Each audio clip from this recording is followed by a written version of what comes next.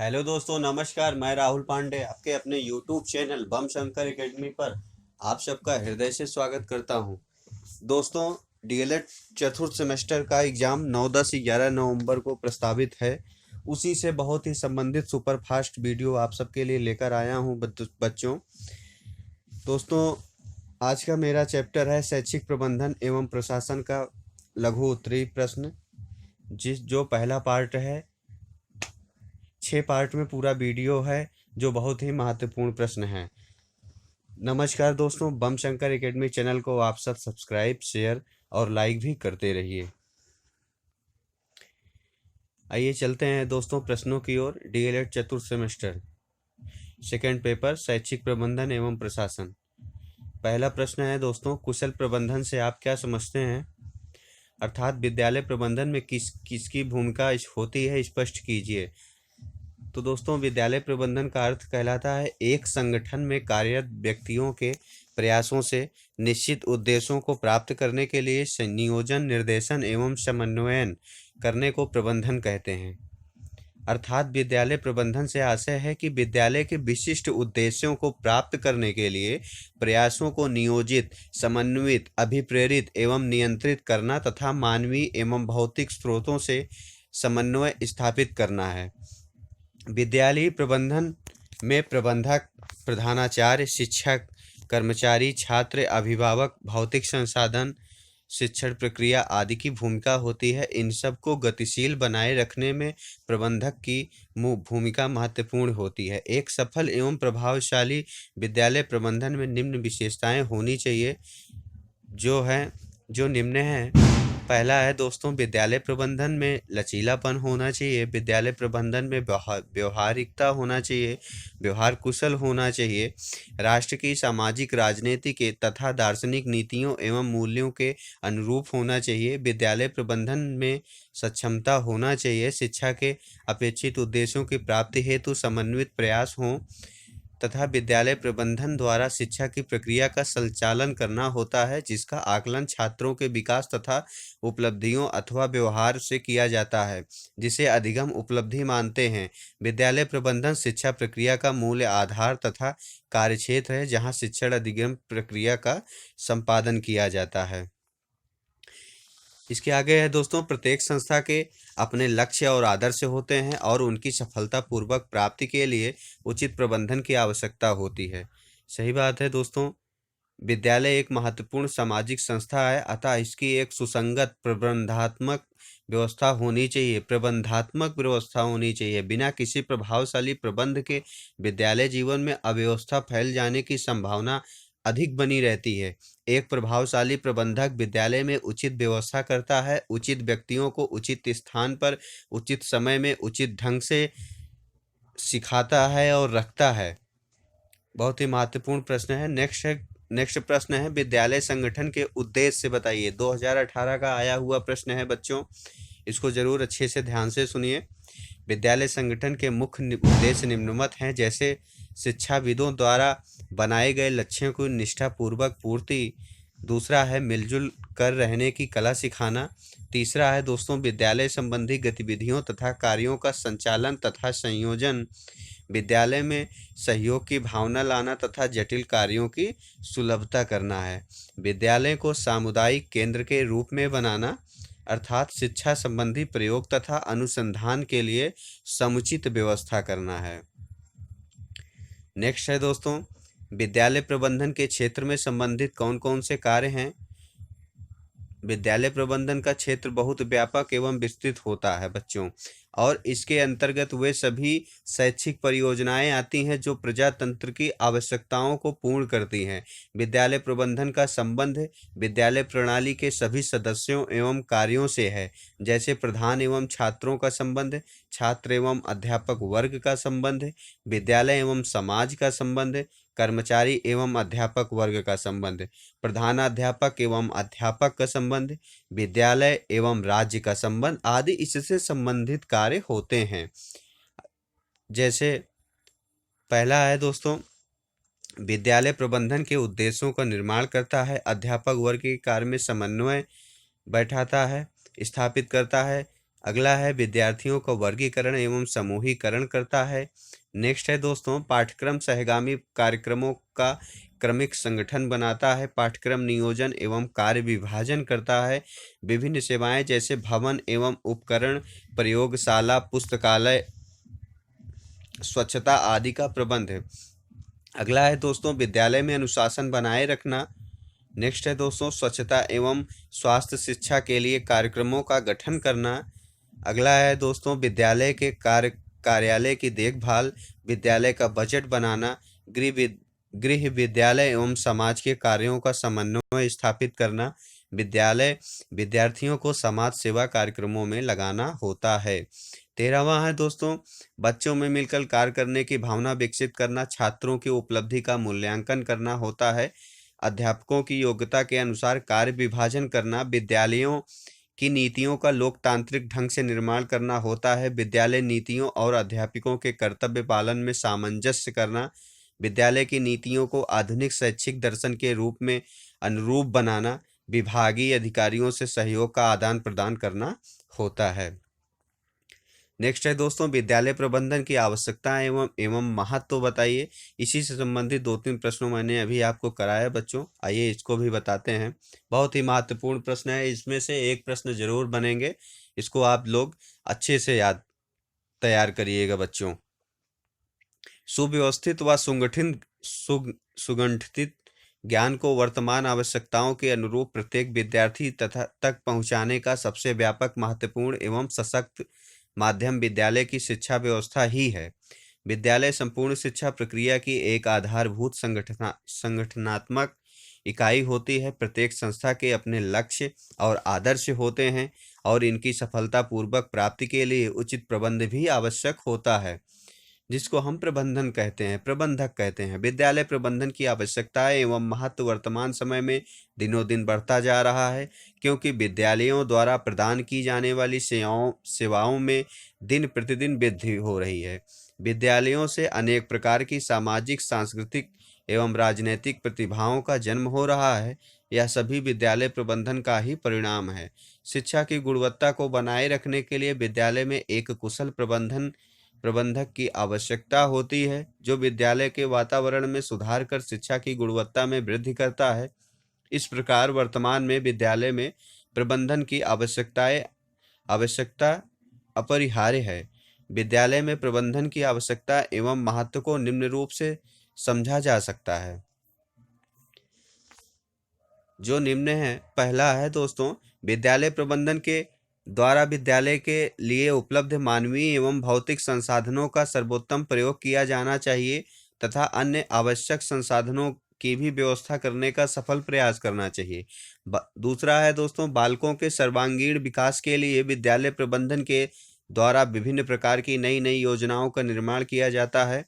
अगला है विद्यालय के समस्त कर्मचारियों के उत्तरदायित्वों का बंटवारा बड़ी ही कुशलता व सूझबूझ के साथ किया जाता है, जिससे शैक्षिक उद्देश्यों को आसानी से प्राप्त किया जा सके। नेक्स्ट है बच्चों विद्यालय प्रबंधन का महत्व इस दृष्टि से और भी बढ़ जाता है कि उसे विद्यालय का सफल संचालन करना होता है, क्योंकि इसके अभाव में विद्यालय का प्रभावपूर्ण संचालन असंभव है तथा बच्चों का सर्वांगीण विकास भी नहीं हो सकता है और ना ही उन्हें उचित वातावरण मिल पाता है। अगला है दोस्तों विद्यालय प्रबंधन में छात्रों के सर्वांगीण विकास के लिए विभिन्न प्रकार की पाठ्य सहगामी क्रियाओं को संचालित किया जाता है, जिससे छात्रों का शारीरिक एवं मानसिक विकास हो सके। नेक्स्ट और अंतिम है दोस्तों संपूर्ण शिक्षण अधिग्रहण प्रक्रिया को प्रभावी बनाने के लिए योग्यता के आधार पर ही शिक्षकों व अन्य कर्मचारियों को कार्यभार सौंपा जाता है।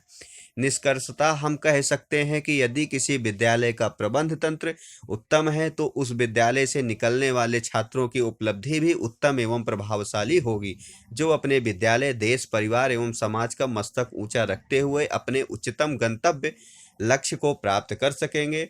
इस प्रकार यह कहा जा सकता है कि आज विद्यालयों को सर्वप्रथम अपने प्रबंधन तंत्र को सबल एवं सशक्त बनाने के प्रयास करने चाहिए, जो किसी भी संस्था का केंद्र बिंदु माना जाता है। बहुत ही महत्वपूर्ण प्रश्न है दोस्तों।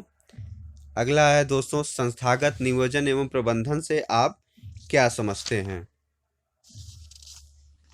इसी से संबंधित 2-3 प्रश्न हैं। नियोजन एवं प्रबंधन एक दूसरे के पूरक हैं, स्पष्ट करना। किसी संस्था के विकास व लक्ष्य प्राप्ति में नियोजन एवं प्रबंधन की क्या भूमिका है? तो उत्तर है संस्थागत। नियोजन एवं प्रबंधन 3 शब्दों से मिलकर बना हुआ है। संस्थागत, संगठन संस्था से संबंधित या संस्था के बारे में संस्थागत कहलाता है। नियोजन, योजना बनाना या योजनाबद्ध ढंग से कार्य करना नियोजन कहलाता है। प्रबंधन, संसाधनों का अधिकतम उपयोग करते हुए योजना का समुचित क्रियान्वयन व लक्ष्य प्राप्ति हेतु समेकित प्रयास करना प्रबंधन कहलाता है। इस प्रकार स्पष्ट है कि संस्थागत नियोजन एवं प्रबंधन से अभिप्राय है कि किसी भी संगठन या संस्था द्वारा अपने विकास व लक्ष्यों की पूर्ति के लिए योजना बनाना व उसका बेहतर क्रियान्वयन करना तथा इसके लिए सामूहिक रूप से सतत प्रयास करना होता है। परिभाषा है नियोजन एवं प्रबंधन की MB के अनुसार। इसको जरूर याद रखिएगा बच्चों। अगर ये परिभाषा याद रहेगी तो नियोजन एवं प्रबंधन से कुछ भी पूछा जाएगा। इसको आप अगर लिखते हैं तो आपको आसानी से नंबर मिलेगा। अगर ये सब पूरा वीडियो अगर आप तैयार कर लेते हो दोस्तों तो आपको 90% प्लस नंबर लाने से कोई भी नहीं रोक सकता। MB बुच के अनुसार एक शैक्षिक संस्था द्वारा अपनी आवश्यकताओं की पूर्ति के लिए भविष्य में प्राप्त होने वाले साधनों के आधार पर सुधार एवं विकास के दृष्टिकोण से बनाई गई योजना उस संस्था की संस्थागत योजना कहलाती है। नेक्स्ट है दोस्तों RS डेवर के अनुसार प्रबंधन के अंतर्गत उद्देश्यों का प्रतिपादन करना, उनको प्राप्त करने हेतु नियोजन करना, संगठन स्थापित करना, कर्मचारियों की व्यवस्था करना, उन्हें निर्देश देना, समन्वय स्थापित करना, उनके कार्यों का मूल्यांकन करना, नियंत्रण करना, उन्हें प्रोत्साहन देना और सभी क्रियाओं में सामंजस्य स्थापित करना नियोजन एवं प्रबंधन कहलाता है RS डेवर के अनुसार। नेक्स्ट है दोस्तों जेम्स लुंडे के मतानुसार प्रबंधन मुख्य रूप से किन्हीं विशिष्ट उद्देश्यों के लिए प्रयासों को नियोजित, संगठित, समन्वित, अभिप्रेरित एवं नियंत्रित करने की कला कहलाती है, जिसको दर्शाया है जेम्स लुंडे ने। संस्थागत नियोजन एवं प्रबंधन की आवश्यकताएं एवं महत्व लिखिए। आज जीवन के प्रत्येक क्षेत्र में द्रुतगामी गति से परिवर्तन, बहुत तीव्र गति से परिवर्तन हो रहे हैं। ऐसे में प्रत्येक संस्था व संगठन की आवश्यकताओं व उद्देश्यों में भी सतत परिवर्तन हो रहे हैं। अपनी संस्था के निर्धारित लक्ष्यों को निर्धारित समय सीमा तक प्राप्त करने, आवश्यकताओं की पूर्ति, समस्याओं के समुचित समाधान तथा अपने उपलब्ध संसाधनों के बेहतर सदुपयोग की दृष्टि से संस्थागत नियोजन एवं प्रबंधन अत्यंत आवश्यक है। नेक्स्ट हेडिंग है दोस्तों अपने उद्देश्यों की पूर्ति हेतु जीवन के प्रत्येक क्षेत्र में व्यक्ति या संस्था संगठन को अपने कार्यों का नियोजन करना सदैव अनिवार्य होता है। इस प्रकार से एक कार्यक्रम या उद्देश्य का चुनाव करना और पहले से ही यह निर्णय लेना कि क्या करना है, किस क्रम में करना है तथा कब और कैसे करना है, इसके लिए नियोजन एवं प्रबंधन एक अनिवार्य शर्त होती है। किसी भी कार्य में कम से कम संसाधनों में अधिकतम लाभ एवं गुणात्मक उपलब्धि बेहतर नियोजन एवं प्रबंधन से ही संभव होती है। विभिन्न स्तरों पर विकास के लिए लक्ष्यों का निर्धारण, लक्ष्यों की प्राप्ति के लिए संसाधनों का अनुकूलतम उपयोग करते हुए क्रमागत और समयबद्ध ढंग से प्रयास करना जरूरी होता है। एक अच्छी योजना बनाने के साथ साथ उसका सफल लक्ष्य एवं फलापेक्षी क्रियान्वयन भी महत्वपूर्ण है, तभी लक्ष्य की प्राप्ति संभव होती है। नियोजन एवं प्रबंधन की आवश्यकताएं व महत्व इसलिए है क्योंकि यह इस बात का स्पष्टीकरण करता है कि क्या किया जाना चाहिए। इससे समय, श्रम एवं धन की बचत होती है, अर्थात कुशलता, गुणवत्ता एवं प्रभावशीलता में वृद्धि होती है। संक्षेप में अगर कहा जाए संस्थागत नियोजन प्रबंधन की आवश्यकताएं एवं महत्व निम्न कारणों से हैं, जो निम्न हैं। संस्था विद्यालय के सदस्यों में उत्तरदायित्व की भावना का विकास होता है। नेक्स्ट है संस्था में तांत्रिक वातावरण की स्थापना में सहायता मिलती है। शैक्षिक लक्ष्यों की प्राप्ति संभव होती है। संस्था के कार्यों में सुधार होता है व गुणवत्ता में वृद्धि होती है। समय, धन एवं श्रम की बचत होती है। संस्था के सभी सदस्यों में बेहतर सामंजस्य स्थापित करने में सहायता मिलती है। उपलब्ध संसाधनों का बेहतर व आधिकारिक अधिकाधिक सदुपयोग किया जा सकता है। समस्याओं व कठिनाइयों की पहचान होती है, वह उन्हें दूर करने में मदद मिलती है। संस्था की आवश्यकताओं की पहचान व उनकी पूर्ति करना संभव होता है। संस्था के लक्ष्यों के निर्धारण में सहायता मिलती है। इस प्रकार स्पष्ट है कि नियोजन व प्रबंधन एक ऐसी कला है जिसके बेहतर व संतुलित उपयोग द्वारा प्रत्येक क्षेत्र में निर्धारित लक्ष्यों की प्राप्ति संभव होती है। इसलिए आज जीवन के सभी क्षेत्रों में दिन प्रतिदिन नियोजन एवं प्रबंध का महत्व बढ़ता ही जा रहा है। अगला है दोस्तों, बहुत ही महत्वपूर्ण प्रश्न ये भी है, 2019 में आया हुआ है। शैक्षिक प्रशासन से आप क्या समझते हैं? बहुत ही महत्वपूर्ण प्रश्न है दोस्तों। शैक्षिक प्रशासन एक महत्वपूर्ण भूमिका निभाता चला आ रहा है आज की शिक्षा पर। आज शिक्षा प्रशासन को एक ऐसी प्रक्रिया माना जाता है जिसके अंतर्गत शिक्षा के लक्ष्यों की प्राप्ति के लिए नियोजित व्यक्ति सुव्यवस्थित रूप में उपलब्ध संसाधनों का अधिकतम प्रयोग करते हुए सहयोग पूर्वक कार्य करता है। यद्यपि शिक्षा प्रशासन सामान्य प्रशासन या लोक प्रशासन का एक अंग है, परंतु शिक्षा प्रशासन अन्य प्रशासनों से थोड़ा भिन्न है, क्योंकि इसका उद्देश्य मान्य मूल्यों को प्राप्त करना होता है और मानवीय कुशलता का अधिक से अधिक विकास इसके द्वारा किया जाता है। इसी को शैक्षिक प्रशासन कहा जाता है। प्रबंधन की प्रकृति लिखिए। प्रबंधन की प्रकृति ऊपर मैंने आपको पढ़ाया है, उसी से संबंधित प्रश्न है, इसको आप लोग करिएगा। अगला प्रश्न है दोस्तों, एक अच्छे विद्यालय भवन में कौन कौन सी विशेषताएं होती है? एक अच्छे भवन की एक निम्न विशेषताएं होती हैं जो बच्चों आपको पता ही होगा दोस्तों। पर्याप्त स्थान का उपलब्ध होना, विद्यालय भवन की परियोजना में गतिशीलता होना चाहिए, विद्यालय भवन का आकर्षक रूप होना चाहिए, अपना विद्यालय सुंदर होना चाहिए, भवन व सुविधाओं से युक्त होना चाहिए। विद्यालय में सभी सुविधाएं जैसे खेल का मैदान, रोशनी की व्यवस्था, पानी, बिजली, शौचालय आदि की व्यवस्था, कॉमन रूम की व्यवस्था जरूर उपलब्ध होनी चाहिए, जिससे विद्यालय की व्यवस्था सुव्यवस्थित हो सके। विद्यालय का सहयोगात्मक वातावरण होना चाहिए, एक दूसरे की प्रति मानवता होनी चाहिए, एक दूसरे के सहयोग के प्रति भावना होनी चाहिए। पूर्ण योजना का पैटर्न तैयार करना, सभी प्रकार की योजनाओं तैयारी को योजना बनाकर पैटर्न के हिसाब से कार्य करना एक ये भी महत्वपूर्ण है। अच्छे विद्यालय को अपनी आर्थिक नीतियों के मितव्ययिता के सिद्धांत पर आधारित करना चाहिए। नेक्स्ट है दोस्तों, विद्यालय भवन का निर्माण करते समय क्या क्या सावधानियां बरतनी चाहिए? WM रायबर्न के कथानुसार स्कूल का स्थल सड़क के पास होना चाहिए, किंतु यथासंभव सड़क से हटकर भी होना चाहिए। विद्यालय ऐसे स्थान पर स्थित हो जहां पर आवागमन की सुविधाएं हों। विद्यालय प्राकृतिक वातावरण में स्थापित किए जाएं, परंतु उसके समीप नदी तालाब नहीं होने चाहिए। वातावरण का तात्पर्य है कि विद्यालय ऐसे स्थान पर बनाए जाएं जहां छात्रों को शुद्ध हवा व प्रकाश आसानी से उपलब्ध हो सके। नेक्स्ट है दोस्तों, विद्यालय किसी कारखाने, मंडी, बस स्टैंड, रेलवे स्टेशन आदि के बहुत समीप स्थापित नहीं किए जाने चाहिए। विद्यालय बहुत ढलान पर स्थापित नहीं किए जाने चाहिए, नहीं तो बरसात के दिनों में वहां पानी भरने की अधिक समस्या उत्पन्न होती है। विद्यालय भवन का निर्माण करते समय उसके भविष्य को ध्यान में रखना चाहिए, अर्थात इस ओर ध्यान अवश्य ही दिया जाना चाहिए। और भी इसके निम्न हैं, इसको आप लोग ध्यान से पढ़िएगा।